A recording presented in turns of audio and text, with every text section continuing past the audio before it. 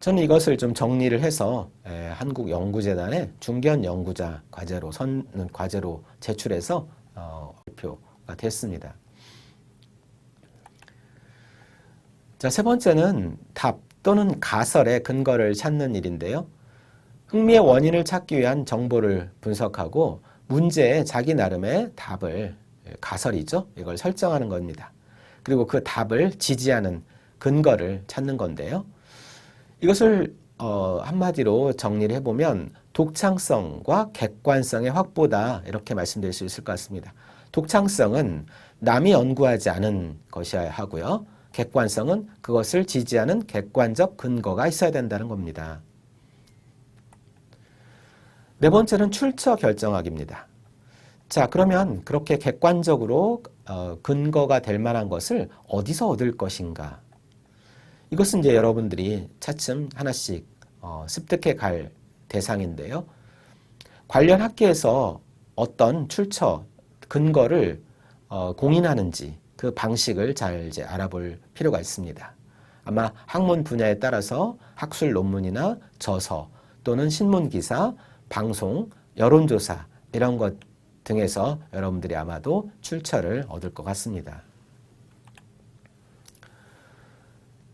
리포트와 논문의 차이를 아는 것도 우리가 연구 논문에 접근하는 좋은 방편인데요. 자, A라는 문제를 어떻게 해결할 수 있겠는가라는 어떤 문제가 주어졌을 때 우리가 해결책으로 이렇게 생각해 볼 수 있는 방법이 하나는 리포트의 방법입니다.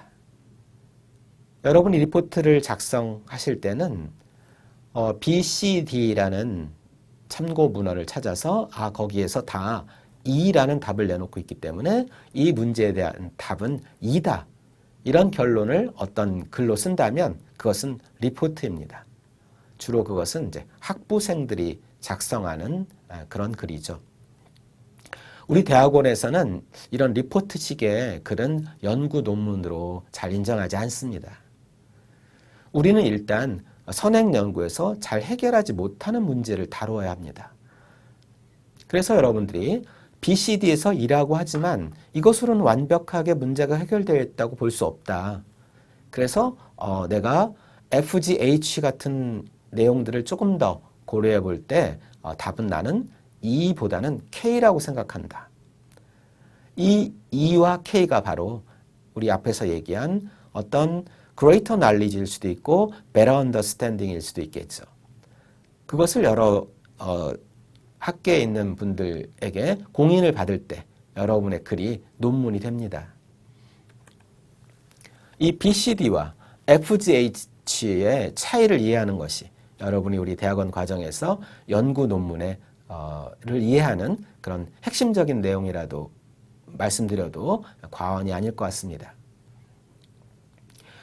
이 BCD는 일반적으로 알려진 내용이고요. FGH는 어떤 A라는 문제를 부분적으로 다루거나 전혀 다루지 않더라도 여러분들이 가설로 제기한 어떤 K라는 답에 근거가 되는 그런 자료들입니다. 다시 한번 저의 경우를 예로 들어보겠습니다. 저도 이제까지 한 60여 편 정도, 60편 정도의 논문을 지금까지 써왔는데요. 연구 논문들의 목록을 이렇게 조금 나열해보면 다음과 같습니다. 이제 최근에 쓴 논문들인데요. 이 가운데 한 편을 한번 말씀드리면 좋을 것 같아요. AI 시대 중국 고전문학 연구의 새로운 방법론 탐색이라는 제목의 연구 논문을 쓴 적이 있는데요.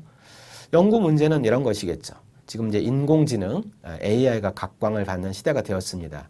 이러한 추세에 맞춰서 새롭게 떠오르는 방법론을 통해서 중국 고전문화를 연구한다면 어떤 성과물들을 기대할 수 있을까?